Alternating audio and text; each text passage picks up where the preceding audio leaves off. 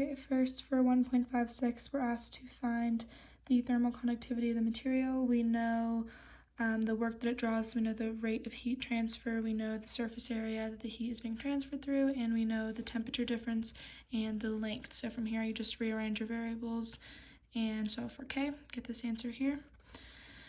For 1.72, we are being asked to determine the rate of heat loss from the steam pipe given the parameters. So we know our area that the heat is being transferred through, and we know this equation here. We also know both these temperatures are given in the problem, and H is also given in the problem, so you can solve for your amount of heat loss through that pipe. And so then they want to know how much money you're losing, basically. So from here you just turn BTU per hour to figure out BTU per year, and to convert to therms, and the price per therm ends up being about 32,382 per year. And then for 1.78, we have a solar spacecraft, and determine the surface temperature of the spacecraft when the radiation emitted equals the solar energy. So basically we know the amount of heat absorbed is given in the problem, and we have both these equations.